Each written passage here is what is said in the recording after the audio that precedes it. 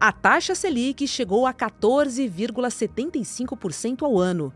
É o maior patamar em quase 2 décadas. Essa foi a 6ª alta consecutiva aprovada pelo Copom, o Comitê de Política Monetária do Banco Central. A decisão foi unânime e teve apoio da diretoria indicada pelo governo Lula. Com o aumento dos juros, o gasto do Estado com a dívida pública deve chegar a R$ 1 trilhão. Esse valor equivale a todo o orçamento anual do Ministério da Previdência, por exemplo. Com as altas taxas, há impactos diretos no consumo, nos investimentos e nos empréstimos. O Copom justifica que o aumento da taxa Selic vem da pressão exercida pelo comércio global e também dos gastos públicos. Além disso, eles alegam que a economia aquecida e o baixo desemprego ainda preocupam. Segundo o Copom, isso faz com que a expectativa para a inflação fique acima da meta e mantenha os juros nas alturas. O resultado disso tudo é o Brasil voltando ao topo do ranking mundial de juros altíssimos. Nada que deva ser comemorado. Segunda-feira, 12 de maio de 2025.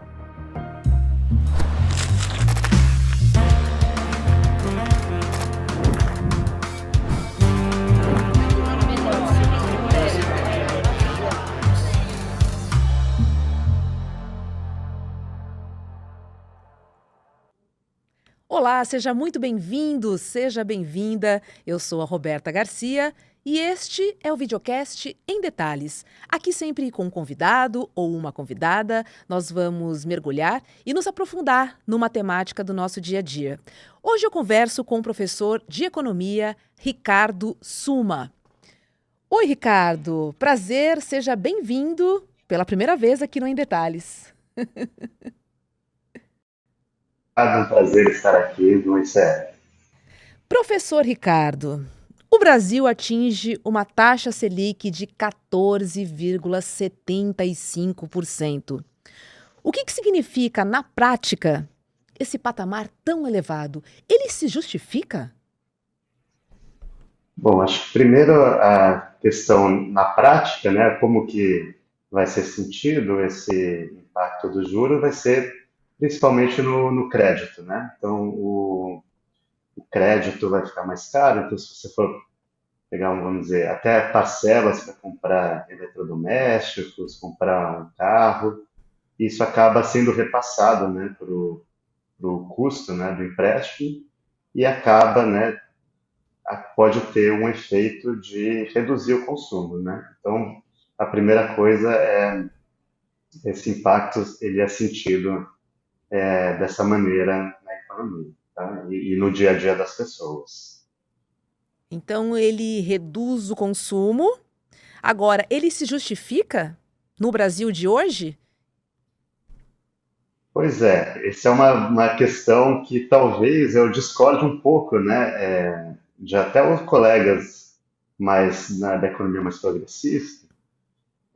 Não que eu sou a favor de que o juro seja alto, muito longe disso, né? Mas a gente tem que entender que há contextos, né? E o Brasil é um país que está dentro de um contexto internacional e a taxa de juros, além de, né, ela tem uns efeitos para a economia doméstica, né? Para os brasileiros, via encarecer crédito, esse tipo de coisa, mas ela também tem um papel muito importante internacional que está muito relacionada à taxa de câmbio, tá? Então a gente viu, a gente está vivendo um período um pouco, para dizer, um pouquinho de turbulência internacional, né?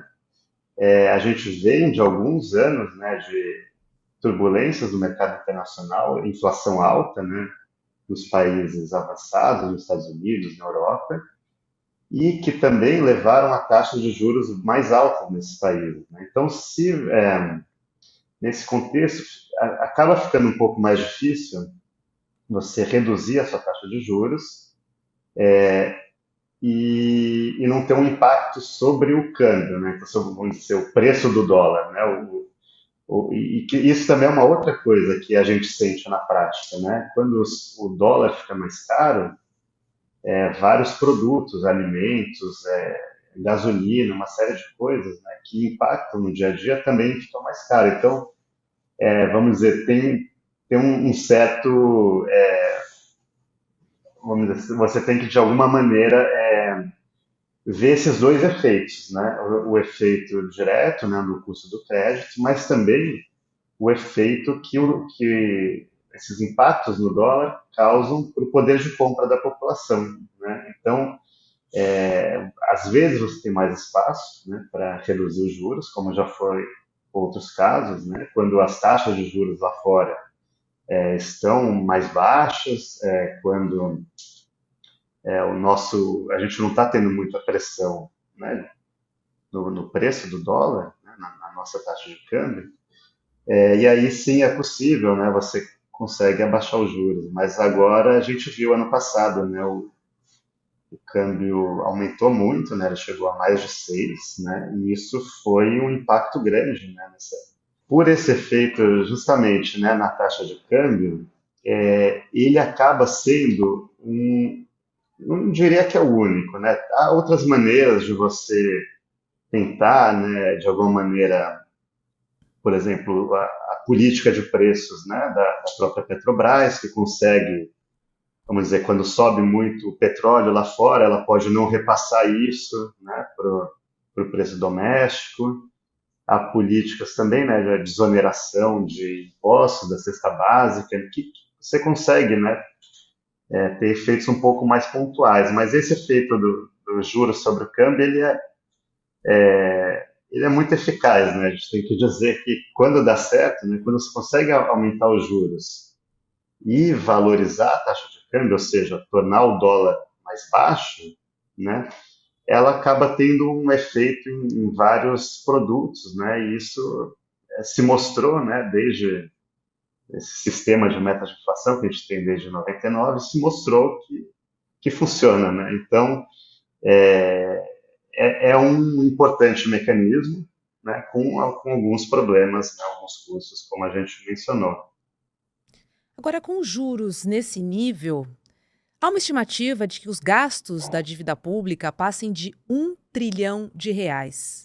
E eu te pergunto, é sustentável esses juros a médio prazo? Bom, aí a primeira coisa assim, não, a médio e longo prazo, né, se os juros for muito alto, né, a taxa de juros já descontada da inflação, se ela for muito mais alta que o crescimento da economia, né, isso não seria sustentável, ou seja, você tem uma dívida que vai crescer mais que a economia, como a variável que a gente está pensando, né, em termos de sustentabilidade é a dívida sobre o PIB. Se a dívida cresce muito mais que o PIB, né, porque a taxa de juros é muito alta e o PIB cresce, mas não cresce tanto, né, que a taxa de juros é tão alta, isso pode levar no médio e longo prazo a uma condição de que a dívida cresce para sempre, né? Mas acho que o que a gente tem que pensar é que também essa taxa de juros, né, da mesma maneira que ela subiu hoje, né, ela caiu há um ano atrás, né? Então, e ela já foi mais baixa no passado. Então, não dá para dizer que vai ser assim para sempre, né? E é uma questão também muito uma conjuntura mundial que a gente está vivendo que também não necessariamente a taxa do Banco Central dos Estados Unidos vai ficar tão alta assim por muito tempo, né? Há uma esperança de que ela baixe já há algum tempo, né? Ah, havia a ideia de que ela ia baixar, né? Agora teve um pouco, né, de alguns problemas, inclusive em debates aí entre o presidente dos Estados Unidos, né, o Trump, e o presidente do Banco Central, que é o Powell, alguns conflitos nesse processo. O Banco Central dos Estados Unidos não abaixou a taxa, mas também não está subindo, tá?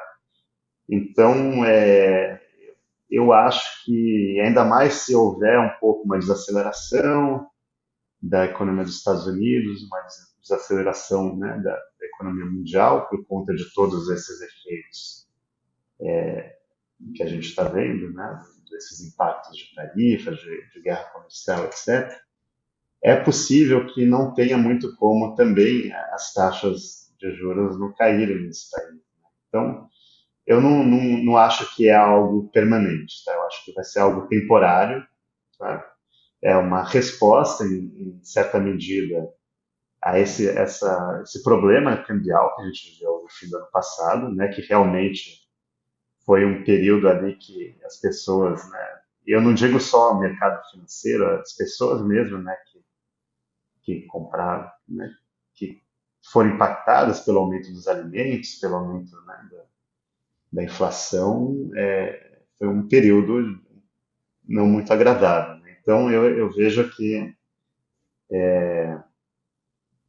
teve essa resposta, mas que ela não vejo como algo permanente. Acho que seria algo um pouco mais conjectural, né? Agora, o fato é Focado que aí. tivemos aí o sexto aumento consecutivo e estamos numa taxa de 14,75%. E aí eu te pergunto, quais setores da economia são os mais afetados negativamente e quem é que se dá bem com esses juros nesse patamar? Bom, primeiro quem se dá melhor, né, é quem recebe, assim, quem diretamente, né, se dá muito bem é quem tem papéis, né, títulos, tesouro direto, né, de algumas pessoas, inclusive pessoas físicas, né, pessoas. É quem tem dinheiro, né, Ricardo? Quem tem dinheiro, exatamente, quem tem Aham. mais dinheiro acaba ganhando. E tem uma outra coisa que eu acho que também é pouco falado, que não só quem diretamente recebe, né, juros desses papéis, que é quem tem muito dinheiro, mas a própria taxa de lucro, né, ela acaba sendo influenciada por isso. Porque, vamos dizer, se você tem um negócio produtivo, por que você vai investir, vai produzir, se você recebe menos que esses juros? Então, é de esperar que ele seja meio que um balizador para as margens, né, que vão ser cobradas em todos os produtos, serviços, etc. Então, basicamente, né, o setor empresarial, financeiro, né, acaba sendo beneficiado como um todo, de maneira geral, né, mas mesmo dentro desses setores, aqueles que dependem muito dos juros para vender, né, como a gente falou, né, setor eletrodomésticos, né, que vende, faz muitas vendas a prazo, né, geladeira, móveis, equipamentos eletrônicos, né, computador, celular e automóveis, né, carros, motos, etc. Esses setores podem sofrer, né, com a queda nas vendas. Tá? Então, tem setores dentro, vamos dizer, dentro de quem tem mais dinheiro, né, como você colocou, que não é assim, todo mundo ganha, todo mundo perde, né? Impactos estão diferenciados ao longo das cadeias produtivas. Agora, a gente tem que pensar na população, porque ela sente os efeitos na ponta. O crédito fica mais caro, o financiamento é mais difícil, sem falar na queda do poder de compra. Realmente esse é o freio necessário? Ou poderíamos arriscar que nós estamos falando de um risco social, hein? Hum. Não, essa é uma ótima questão. Com certeza, por esse efeito, né, dos juros sobre o crédito, a taxa Selic, né, no caso, ela é uma taxa chamada básica, né? Vamos dizer, a taxa mais baixa da economia. Então, a gente mesmo, né, a gente nunca chega no banco ou para pegar um empréstimo, para fazer um financiamento nas Casas Bahia, por exemplo, né, em plataformas digitais aí, americanas, etc., a gente nunca consegue pagar esses juros, a gente paga mais que isso. Né? Então, além dos juros, né, desse básico, vamos dizer, uma margem acima. Tá? E aí, claro, por um lado, a taxa vai aumentar todos os créditos, todos os empréstimos vão ter um custo mais alto. Né? O que dá para fazer, que acho que foi uma medida interessante, né, que foi feita, que é esse que já tem o consignado, né, principalmente para servidores públicos e pessoas que recebem pensões, né, então, vamos dizer, fonte de renda mais ligada ao governo, mas que agora também fizeram esse consignado para o setor privado que recebe, que tem contrato CLT, né? Então, nesse sentido, é uma maneira de você compensar um pouco isso, né? Então, você tem uma taxa que, ao mesmo tempo, ela tem impactos sobre os empréstimos, né? Mas também sobre o câmbio. E aí, que num cenário muito conturbado internacionalmente, às vezes você precisa aumentar. Mas aí você consegue, por outro lado, abaixar, né, esse empréstimo que chega mais na ponta com outras maneiras, como, por exemplo, essa do consignado da CLT. Tá? E aí, o último ponto, né, da sua fala, que foi do poder de compra. Né? Aí a única questão, né, relacionando um pouco, né, com o câmbio, o dólar, que a gente falou, pode ser que o poder de compra aumente ao você evitar, né, essa inflação causada pelo câmbio, causada pelos alimentos, e aí você teria esse efeito duplo, né? Que, por um lado, a taxa Selic ela tenderia a encarecer o crédito e reduzir o consumo, mas ao baratear o dólar, né, abaixar o dólar, ela consegue aumentar o poder de compra dos salários, né, e aí aumentar o consumo. Então a gente tem que ver qual o efeito final disso. Agora, Ricardo, é possível a gente ter um crescimento na economia com essa taxa tão elevada? Eles conseguem caminhar paralelamente? Juntos? Pois é, essa é uma pergunta muito importante, né? E, inclusive, a gente está falando de Banco Central, taxa de juros, foi algo que, se eu não me engano, na semana passada, o presidente do Banco Central, que é o Galípolo, né, ele até deu uma declaração dizendo que ele estava um pouco surpreendido, né, com o fato de que a Selic tinha subido tanto e a economia continuava aquecida, né?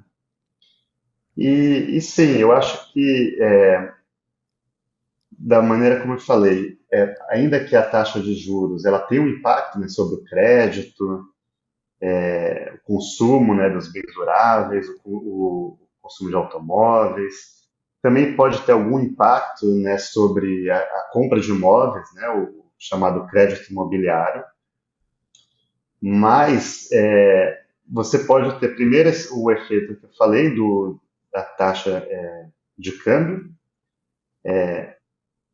o, ou seja, o dólar, né, melhorando o poder de compra dos salários.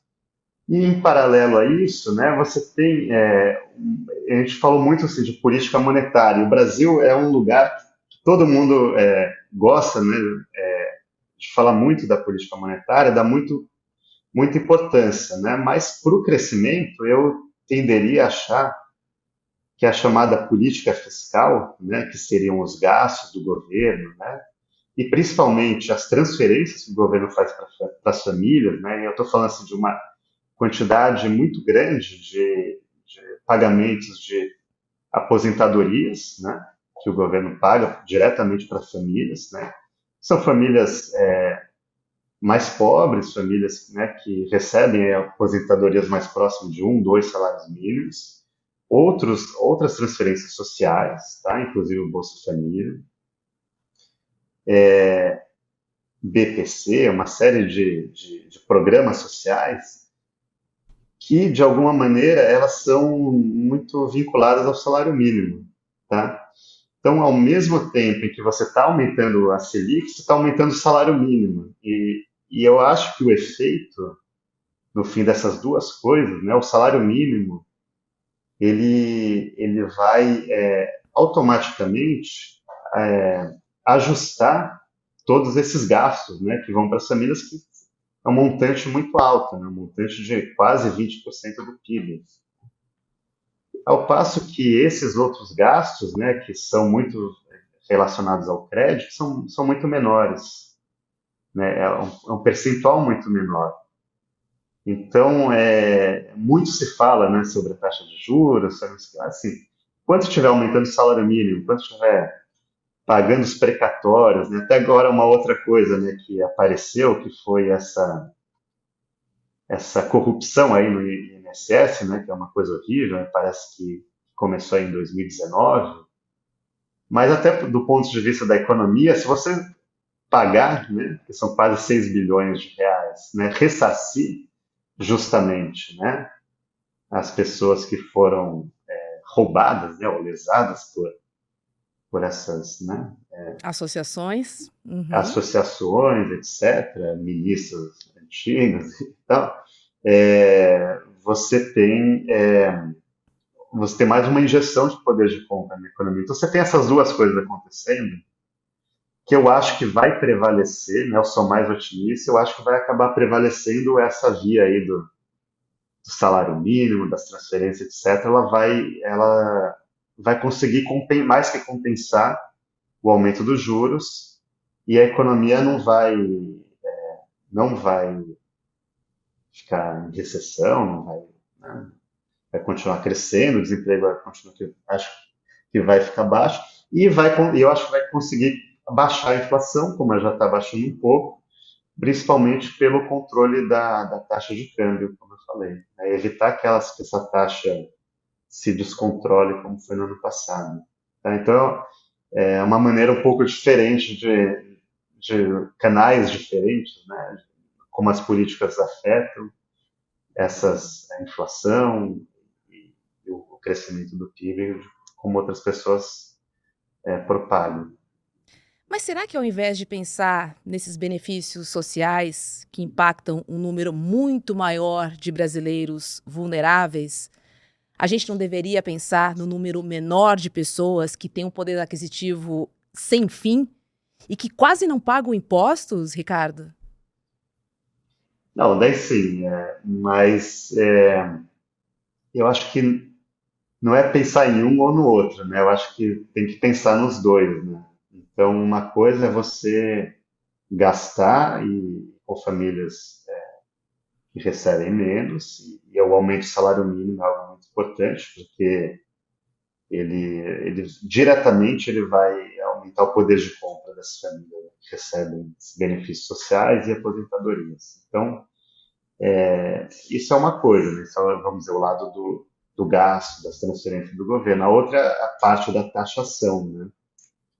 De você cobrar mais impostos e acho que, inclusive, é o que assim está sendo discutido, né? Muito complicado em termos políticos, mas vamos dizer, a pergunta é se não deveria ser feito, sim, acho que deveria ser feito as duas coisas. Ricardo, hoje nós temos uma diretoria do Banco Central indicada pelo governo Lula. Entretanto, as taxas continuam a subir. Você entende que essa é a visão de fato necessária? Ou você acha que há uma estrutura que impede que essa taxa seja reduzida? Uhum. É uma ótima questão. Acho que quando você fala em estrutura, né, Eu eu digo o imagino que mercado. exatamente está pensando em algo mais político, algo, né, o mercado, vamos dizer, forças políticas, né? E Claro que tem um econômicas, pouco né? políticas econômicas, né, com as suas várias formas de comprar e seduzir. Mas eu acho que tem um pouco isso, claro. Com certeza há pressão, né? Pressões de diversos grupos, e principalmente grupos mais poderosos financeiramente. Mas, em termos de estrutura, tem um outro fator, né? Que a gente não pode negar, que é a gente ter uma meta de inflação, né? Que foi colocada desde 99, né? E foi reduzida recentemente, né? Então, assim, até, vamos dizer, muita gente que reclamou muito, né, dos presidentes dos bancos centrais, ou de governos passados, ou nomeados, né, ou diretorias nomeadas pelos governantes passados. Eu acho que houve também um pouco de exagero, assim, né? Porque justamente quando a inflação aumenta, né, e está fora da meta, a pressão é muito grande, né? E independente de quem, né, está lá, o indicado, né, forças, vamos dizer assim, mais progressistas ou menos progressistas, em última instância, o objetivo é entregar uma inflação mais baixa, mais próxima da meta. Cara, a gente pode discutir, né? Deveria ter baixado tanto a meta, seria possível, de repente, trabalhar com uma meta um pouco maior, ou como era, vamos dizer, há pouco tempo atrás, que era de 4,5%, né? E eu tenderia a achar que sim, né? Acho que exageraram em baixar a meta, né? E tem uma outra questão, como eu falei, né? A gente conseguiu baixar a meta e a inflação aí nesse período que vai de 2015 até 2022, com uma queda, né, muito importante dos salários, né, do poder de compra dos salários. Tá? E o que a gente está vendo agora é justamente uma recomposição do poder de compra dos salários, tá? E que vai acabar causando alguma inflação, essa volta, né, dos salários mais alto do que, né, chegou no fundo do poço em 2022, a gente está saindo ali, tentando recompor os salários. Fica muito difícil com uma meta de 3%, né? Então, mesmo controlando o câmbio, mesmo tentando fazer outras políticas, né, de barateamento do custo de vida, etc., alguma inflação acaba ocorrendo pelo aumento do salário, mas justamente como essa inflação ao mesmo tempo aumento do poder de compra, né, de quem recebe salários, né, ela acaba sendo menos, vamos dizer, menos impopular, né, para quem recebe salários do que aquela dos alimentos, do câmbio, etc., que daí sim retiram poder de compra. Né? Então, Tá certo. Professor Ricardo Suma, muito obrigada, viu, por sua participação aqui no Em Detalhes. Até muito breve. obrigado, foi um prazer. Até breve, espero. Olha só, muita gente pediu e agora estão abertas as matrículas da segunda turma do curso de pós-graduação 2CL em parceria com a FESP São Paulo. Olha, na primeira turma foram quase 4.000 alunos e alunas do curso Repensando o Brasil. E agora chegou a vez da formação dessa segunda turma revolucionária. E para isso, nós preparamos uma super aula magna para você ficar por dentro de todos os detalhes, conhecer os professores desse curso e também tirar todas as suas dúvidas. Essa aula vai ser dada pelo sociólogo Gessé Souza, que é um dos coordenadores da pós 2CL. A aula se chama Por que as elites odeiam o povo brasileiro? É uma ótima pergunta, né? Não perca essa aula, então, online, aberta e gratuita, que vai acontecer no dia 15 de maio, às 8 horas da noite, com Gessé Souza, gente. Mas para isso você precisa garantir a sua vaga. Corra lá em detalhesicl.com.br, detalhesicl.com.br. Participe, essa aula é ao vivo e você com certeza vai se encantar para aí sim se matricular na segunda turma de pós-graduação aqui do ICL. O Em Detalhes de hoje fica por aqui. Para você que nos acompanha pelo YouTube, agora é hora de ICL Mercado e Investimentos com Débora Maganha. Muito obrigada pela sua companhia e a gente se encontra aqui na programação. Tchau, tchau. Todos os golpes de Estado desse país, quem saía à rua não era o povo. Eram sempre a classe média, branca, né? Gritando histericamente contra a corrupção. Tá? Mas no fundo não tem nada disso. Essa classe média e essa elite não tem nada contra a corrupção. É racismo, é a tentativa de evitar qualquer forma de inclusão social, preto nas universidades, etc. Você quer compreender melhor como isso funciona? No dia 15 de maio, quinta-feira, teremos uma aula magna de degustação comigo. O nome da aula é Por que as elites odeiam tanto o povo brasileiro? Uma chance única de você ter um gostinho da nossa pós e conhecer todos os detalhes sobre essa pós. Vai por mim. Se você vier conhecer, você vai se juntar aos mais de 4.000 alunos já matriculados.